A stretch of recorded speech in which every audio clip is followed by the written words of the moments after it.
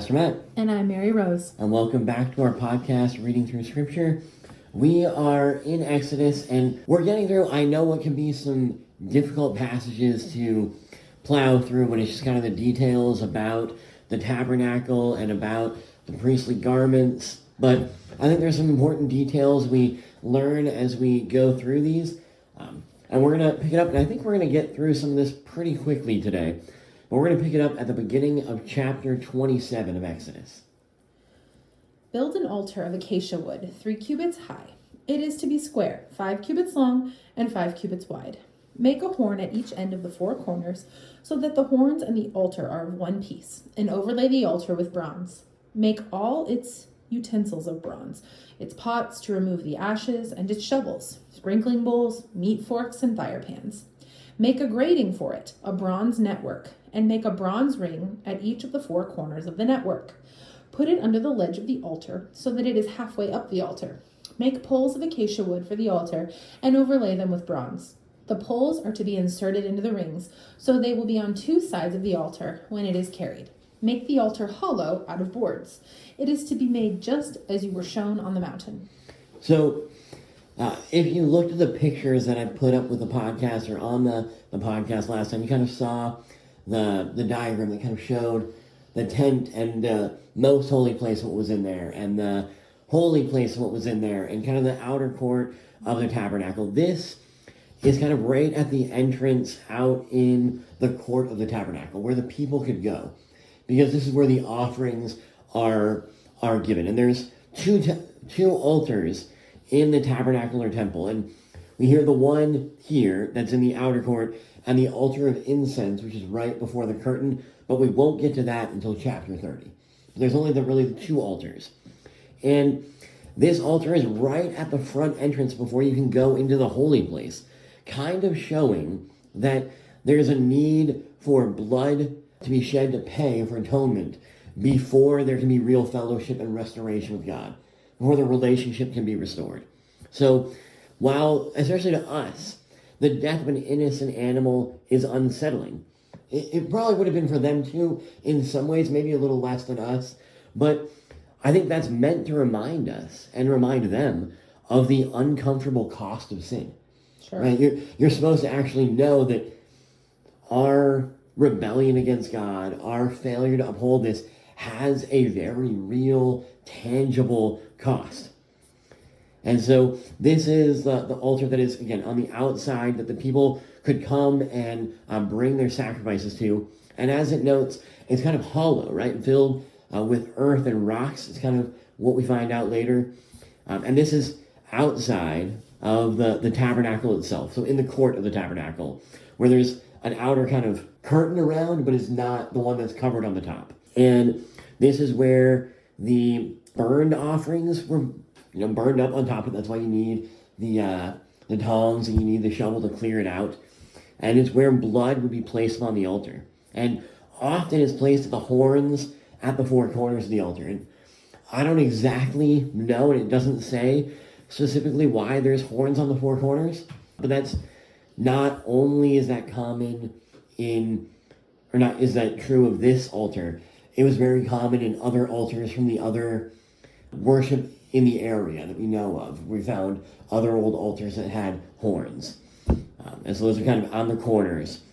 And while it's not true here, at the temple, at the time of Christ, the horns were hollow on what was kind of a much bigger altar than this. And the blood, wine, and oil were often poured into the horns. And then they went through a system of pipes, and it would filter down from the temple through crevices and cracks all the way down into the Kidron Valley. So we have is that symbolic, or is that like a sewage system? I think maybe a little bit of both. Oh, okay. Because, I mean, it takes care of removing a lot of that stuff, right? So they don't have to carry it out every time. Right. But also the Kidron Valley is a place where you would go and send the unclean things. Right. And so, the sacrifices that have taken away essentially all of your uncleanness is now sent out into that place outside of the temple. Right. So, if there's more to that, I don't know about it. But it is interesting to note how they designed it. And this is the temple that would have been built by King Herod. Herod the Great was the one who paid for it, and it was a massive temple. And as they were laying this, they set up this network to essentially deal with some of that stuff for them. So it's just interesting to note that. And again, this, like I said already, this altar is essential, and it's outside because it's that place where it enables those who are unclean, including the priests and everyone else, that the priest can be made clean and come into the presence of God, into the holy place. And so as the book of Hebrews and the hymn, Not All the Beasts, notes, these sacrifices and offerings were ultimately not adequate, right? They're not enough. They point us to Christ, which is why, contrary to maybe how people view it, we still technically live in a sacrificial system as Christians.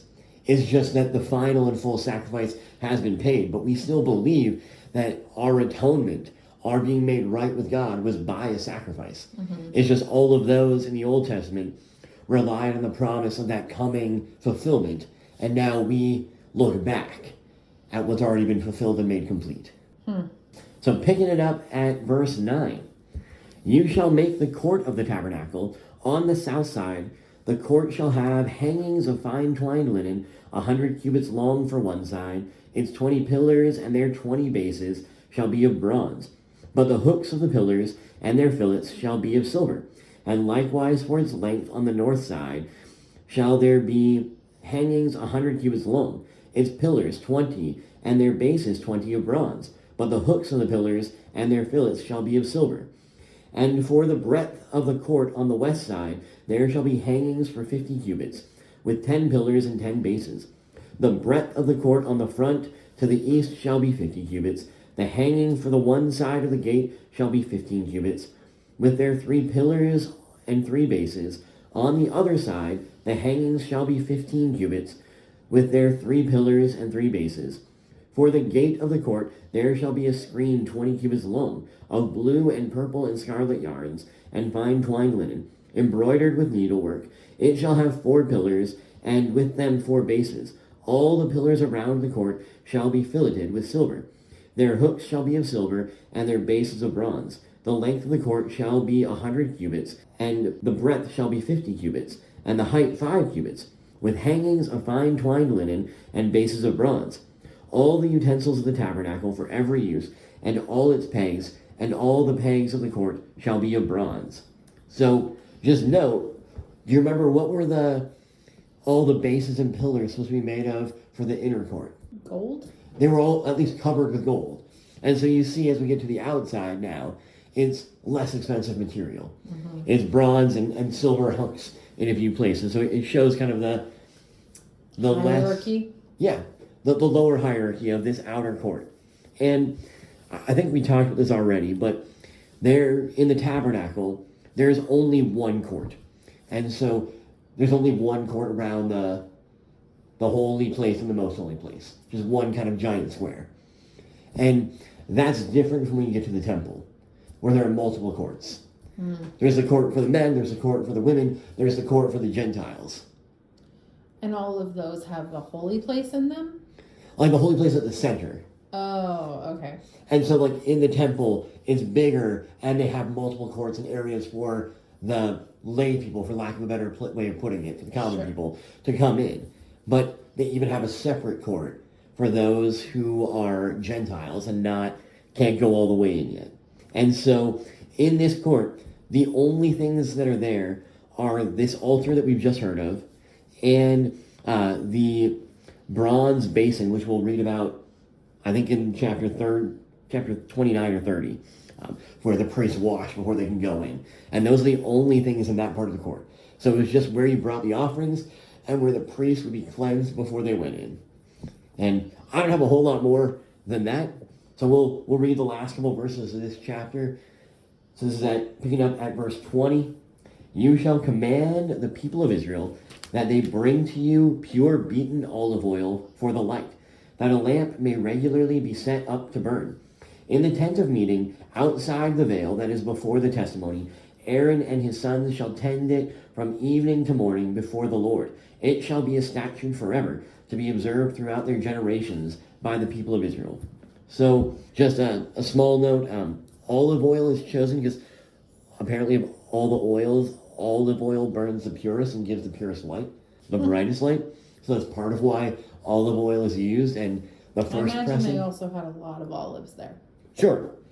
And I'm assuming they use the first pressing, which is always the purest. That's why we pay more for virgin olive oil. Those are the olives that are just, the oil comes just from the weight on it without like rolling it and beating it down. So it's the purest oil that you get. So again, this is in the inner sanctuary, and most churches, at least most liturgical churches, will still have something symbolic of this, right? We still have one in our sanctuary. There's some sort of light. Usually today is not by olive oil, but by gas. It's like an eternal light that is always lit and always burning. We have that in our church. We do. Where? It's hanging. It's hard for me to conceptualize what I'm up front. I think it's on the right side if you're facing the front. Like hanging from the ceiling? Yeah, or... it's on a chain and it's connected. And it's always lit? Yep. How have I not seen that in a year and a half? But lots of churches have that. And it's really symbolic of this, right? That lamp and that light of the Lord that's always lit in his presence, meaning he's always being represented by the people and to the people. The work is always continues. And again, this is symbolic of Jesus being present with us. Just like he was present with the people of Israel in the pillar of cloud by day and the pillar of fire by night. And now we talk about him being present with us through the incarnation and now in the Spirit always with believers. He's always in the sanctuary present with his people and for his people. That's all I have on that. Like I said, some of this we'll just go through some quick details. Continuing on in chapter 28, verse 1. Have Aaron your brother brought to you from among the Israelites, along with his sons Nadab and Abihu, Eleazar and Ithamar, so they may serve me as priests. Make sacred garments for your brother Aaron to give him dignity and honor. Tell all the skilled workers to whom I have given wisdom in such matters that they are to make garments for Aaron, for his consecration, so he may serve me as priest. These are the garments they are to make: a breastpiece, an ephod, a robe, a woven tunic, a turban, and a sash. They are to make these sacred garments for your brother Aaron and his sons, so they may serve me as priests. Have them use gold and blue, purple and scarlet yarn, and fine linen. Make the ephod of gold, and of blue, purple, and scarlet yarn, and of finely twisted linen, the work of skilled hands. It is to have 2 shoulder pieces attached to 2 of its corners, so it can be fastened. Its skillfully woven waistband is to be like it, of 1 piece, with the ephod, and made with gold, and with blue, purple, and scarlet yarn, and with finely twisted linen. Take 2 onyx stones and engrave on them the names of the sons of Israel, in the order of their birth, 6 names on 1 stone, and the remaining 6 on the other. Engrave the names of the sons of Israel on the 2 stones, the way a gem cutter engraves a seal. Then mount the stones in gold filigree settings, and fasten them on the shoulder pieces of the ephod as memorial stones for the sons of Israel. Aaron is to bear the names on his shoulders as a memorial before the Lord. Make gold filigree settings and 2 braided chains of pure gold like a rope, and attach the chains to the settings. Just looking at that first couple verses, what's the purpose of these garments according to verse 2? To give them dignity and honor. Mine says for glory and beauty. And so I think that's important, right?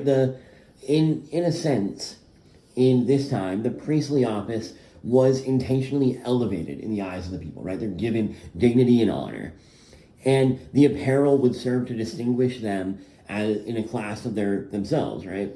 And so in a sense, they're raised above the nation, at least in this context. But I think it's also a reminder to the priest of their need for consecrated and holy living.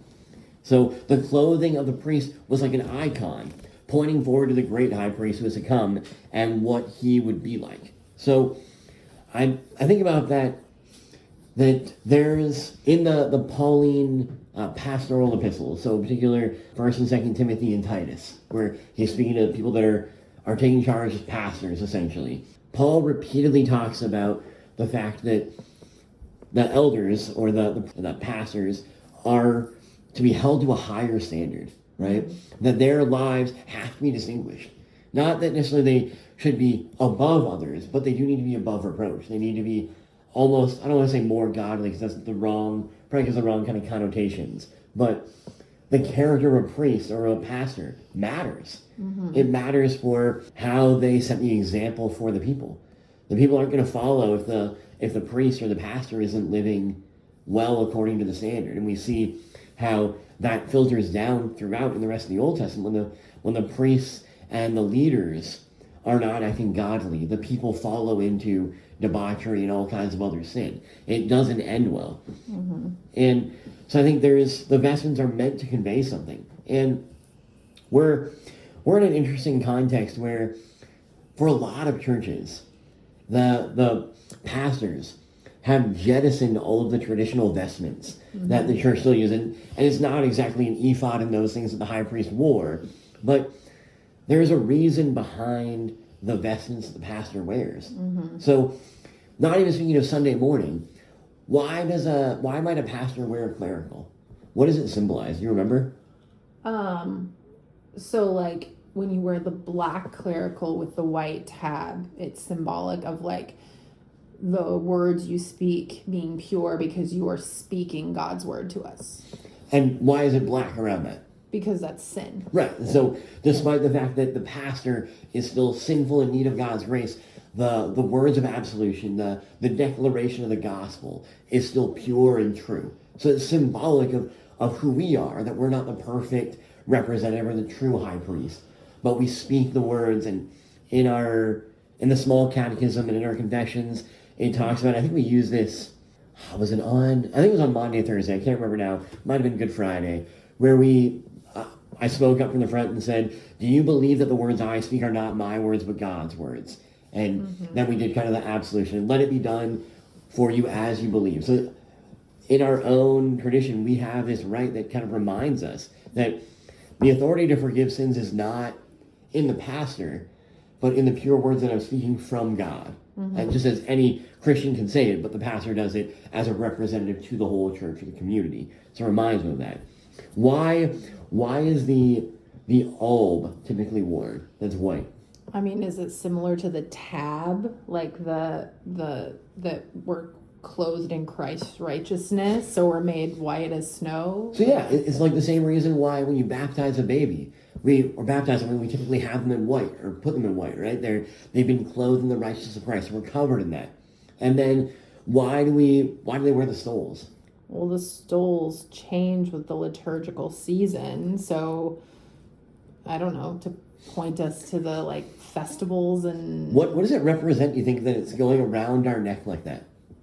Oh, like the weight of the office? The yoke is what it's supposed to represent. You're yoked with the ministry of Christ. Oh. So you're bearing that ministry and that proclamation, that weight. So you're representing and taking on the yoke of Jesus, which, to be sure, in some ways is light and easy, but also in some ways is really a heavy burden, right? Of making sure you're proclaiming that well.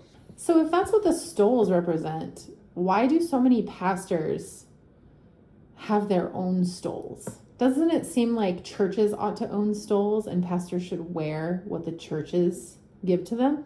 If it's representative of like them? Possibly, yeah. I mean, not every church has a set. They can get expensive. So honestly, like half of mine, I think I bought one of them. They've always been handed down to me from other pastors over the years. I mean, I think there's something to that too, right? Of like carrying on the mantle, that the work and the burden that is Christ gets passed, not the burden that's Christ, but like that mantle gets passed from one pastor to another. So I like that symbolism of, I mean, either if it's the churches it's constantly used or from one pastor to another, kind of reminiscent of like when Elijah brings Elisha on and puts the mantle on him, right, the cloak on him, and that's like representative of him now also bearing that office of prophet. And so like at ordination, this might be really stretching your memory, but the pastor, when he's kneeling at the beginning, doesn't wear it. It gets put on during it by the other ordaining pastor. I remember that. And so like they put that weight on you, kind of like handing on that office or bringing you into the office might be another way of putting that. Because when you're like a vicar, you just wear the robe. You don't wear the stole. Right. Because you're not ordained. But again, I think, are those things necessary? No, but I think something's lost when we keep on jettisoning all the symbolism that is rich, that has been passed down through the years, when it just becomes the guy trying to wear, I don't know, like the blazer and jeans and look like everyone else. Like, there's something about being relatable, but there's also something about the dignity of the office and about like what's happening in particular on Sundays. Maybe, so I'm not one that wears my clerical throughout the week. I know some other pastors that do all the time. I think if I'm doing an official duty, I ought to wear the clerical whenever possible. Sometimes there's emergencies and I have to run out without it.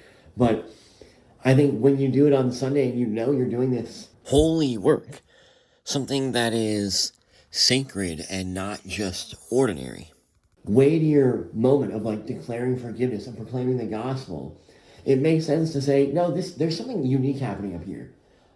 In a sense, like what I'm saying up here isn't just like another TED Talk. It's something with more weight. And I don't mean the sermon. I mean, hopefully that's more weighty than a TED Talk too. But the rest of the service, like the proclamation of the word, the declaration of absolution, the giving out of the sacrament. Like, those are weighty things that ought not to be treated as common. Sure. Again, speaking of just the irony of what happens with the priestly garments, is going to the Old Testament, but we haven't gotten there yet, but they'll put on these rich, ornate vestments, and then they immediately sprinkle them with blood to consecrate them. Just like, that's interesting. Also notice, all the vestments are made of the same materials as the curtains for the Holy of Holies. I did notice that. So, like, in a sense, we're kind of like I'm jumping ahead of where I'm at, but a walking sort of tabernacle, right? They're a walking representation of that bear God with them. And we'll talk about that when we get to the other signs. But so building on, again, this idea that it's for glory and beauty, I think this also points to why it's important that we include the cross also and things symbolic like that in the sanctuary and in our places of worship, because that's really the place of God's glory, according to the New Testament, in particular, according to John, is the cross, right? So it's important that we have these things that reflect the nature and the true place where God's glory is displayed. And we notice here in the section from 6 to 14, kind of the ephod, which has the engraving and the stones, right? The two stones with the names of Israel's tribe on them. And so why does he have that? Well, he's going in and bringing them as kind of a memorial before God to remind God of the people. So it's also a reminder for the priest that he represents each of the tribes of Israel in his duties as a priest. And especially for the high priest, when he goes in to the Holy of Holies that one time a year, he's wearing this, bearing the sins and representing all of Israel before God. We'll hear it again later that this isn't the only place that all the names of Israel are on there, because there also are 12 stones on the breastpiece. We'll hear in a little bit where they have all the names of Israel again. So every time the high priest comes into the Holy of Holies, there's a double reminder that he's representing the people to God. That, in a sense, he is using our New Testament language. He is all of Israel reduced to one, in one person there, representing Israel to God. And we see how, particularly in Matthew's Gospel, it points to the fact that Jesus does this, right? He becomes Israel reduced to one, that goes to wander in the wilderness, that fasts for 40 days, that relives all of the segments of the Exodus to be what Israel couldn't be in light of its sin. So then I'm going to pick it up at verse 15. You shall make a breastpiece of judgment in skilled work in the style of the ephod. You shall make it. Of gold, blue, and purple, and scarlet yarns, and fine twined linen, you shall make it. It shall be square and doubled, a span its length and a span its breadth. You shall set it in 4 rows of stones. A row of sardius, topaz, and carbuncle shall be the first row, and the second row an emerald, a sapphire, and a diamond, and the third row a jacinth, an agate, and an amethyst, and the fourth row a beryl, an onyx, and a jasper. They shall be set in gold filigree. There shall be 12 stones with their names, according to the names of the sons of Israel. They shall be like signets, each engraved with its name, for the 12 tribes. You shall make for the breastpiece twisted chains like cords of pure gold. And you shall make for the breastpiece 2 rings of gold, and put the 2 rings on the 2 edges of the breastpiece. And you shall put the 2 cords of gold in the 2 rings at the edges of the breastpiece. The 2 ends of the 2 cords you shall attach to the 2 settings of filigree. So attach it in front of the shoulder piece of the ephod. You shall make 2 rings of gold, and put them at the 2 ends of the breastpiece, on its inside edge next to the ephod. And you shall make 2 rings of gold, and attach them in front to the lower part of the 2 shoulder pieces of the ephod, at its seam above the skillfully woven band of the ephod. And they shall bind the breastpiece by its rings to the rings of the ephod with a lace of blue, so that it may lie on the skillfully woven band of the ephod, so that the breastpiece shall not come loose from the ephod. So Aaron shall bear the names of the sons of Israel in the breastpiece of the judgment on his heart, when he goes into the holy place, to bring them to regular remembrance before the Lord. And in the breastpiece of judgment you shall put the Urim and Thummim, and they shall be on Aaron's heart when he goes in before the Lord. Thus Aaron shall bear the judgment of the people on his heart before the Lord regularly. What on earth is Urim and Thummim? Aren't those like dice or like lots kind of thing? Yeah, something like that. We don't exactly know. There's a lot of speculation. And we think that they're most likely some sort of dice objects where one side meant yes and one meant no, in ways where God's will was not clearly directed to us. They could appeal to these things where it wasn't clear what they should do. So it's basically, maybe this is a little flippant, but it's basically a sacred flip coin, a coin to flip. That's basically what it was. A magic 8-ball? Yep. And so we don't really have a whole lot of clarity about when they used them. We know they've been used a few times. David uses them and appeals to them. It appears that the apostles kind of use something similar, right at the beginning of Acts. They were choosing the new 12th apostle, right? But as we talked about in our Acts podcast, I think they were a little hasty in that instead of letting God direct it. Sure. But this was part of what was meant to be in there that they were able to go to and look to for a way to understand what God's will was, or try and find a way when they didn't have a clear answer. So in verse 29, it says that when Aaron goes in the holy place, he bears the names of the sons of Israel over his heart. And then it says also the Urim and Thummim in the breastpiece, so that they may be over Aaron's heart whenever he enters the presence of the Lord. Thus Aaron will also bear the means of making decisions for the Israelites over his heart. Doesn't that almost sound like they're more symbolic than utilitarian? In some ways, like maybe they're meant to just be like representative of the weight that he's rendering those decisions on God's behalf. Is that what you're Yeah, that's kind of what I'm getting at. Because, I mean, it doesn't sound like if they're in the breastplate, he's going to, like, take them out and use them. Like, do we see Aaron using them at any point? We don't see Aaron, but one of his descendants, I think it's Abiathar, who goes with David. The priest that ends up, like, going with David around in the caves, and he's the one that survives, right, when Doeg the Edomite slaughters all the family. They bring the ephod, and he has that, and David consults it for whether or not he should go out.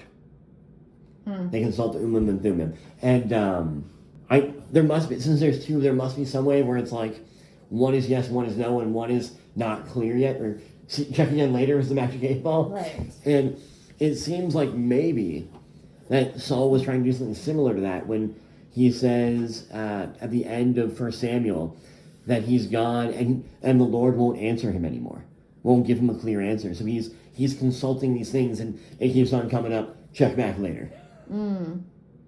Okay. That's the best guess I have. There's a lot of speculation about it, not a whole lot of clarity. Okay. We just don't really know. So, like, when I read about this, it, like, sounds remarkably similar to, like, you know, superstition, luck. Like, how do you handle that? Because, like, we're kind of told as Christians to, like, steer away from things like that. You know? Sure. I mean, not that any of us are going to make major life decisions by flipping a coin, but Yeah, but these are holy coins. And that's the thing. We shouldn't trust in superstitions and things like that, but we can also trust that God is still in control of them. Sure. And directing them. But again, like you said, it doesn't seem like it's used very often, or at least not noted. And so maybe that's a sign that we should take that this isn't necessarily the best way. Although, I certainly wouldn't be against the LCMS just using and Thummim to decide the next president of the Synod instead of doing the voting and all the other garbage and campaigning that happens. But that's a whole other thing. Maybe we should do that and just cast lots to see who should be president of America, and it can be just some random guy. Like jury duty? Yeah, it's like jury duty for 4 years. That way we know it's not someone who's seeking after the power. It's just whoever ends up with the shortest stick. Sorry, you have to be in charge of the country for 4 years. Sorry, that's a whole tangent. But like I said, I want to touch on a couple other things while we're here. What's one part of clothing that you notice hasn't been mentioned here? What's one part of the body that doesn't appear to be covered? Feet? Yeah. There's no mention of anything here for feet or shoes, right?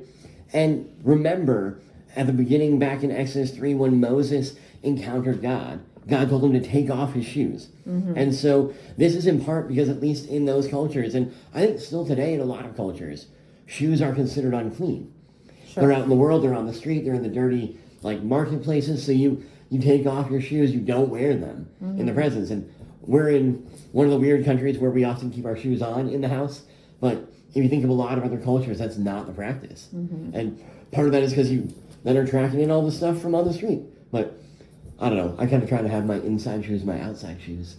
Yeah. But anyways, an interesting Gotta note. have that arch support. That's right. I want to touch a little bit on the gems that are in the ephod, the 12 precious stones.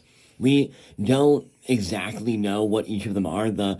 What's listed is our best guess. But as we've talked about again and again, the tabernacle is meant to be a new creation, or symbolize a new creation. And we've talked about the materials, and this is symbolic of in Eden and in the first kind of creation account, where there are precious stones found throughout. And so we see that these are pointing to kind of the richness, the beauty, the purity, and the presence of God in this, what's supposed to be like a new paradise. And we see this referenced again in places like in Ezekiel, where the stones are mentioned, where they're associated with kind of these metals and stones that are pure and holy that would adorn the new temple. And so they're also now here on the priest, symbolizing that this is a new creation filled with these precious and holy things. But I think also foreshadowing how we're ultimately God's most treasured possession. We're the crown jewel of creation that he has made, and what we're going to be remade into in the likeness of Christ. Continuing in verse 31. Make the robe of the ephod entirely of blue cloth, with an opening for the head in the center. There shall be a woven edge like a collar around this opening, so that it will not tear.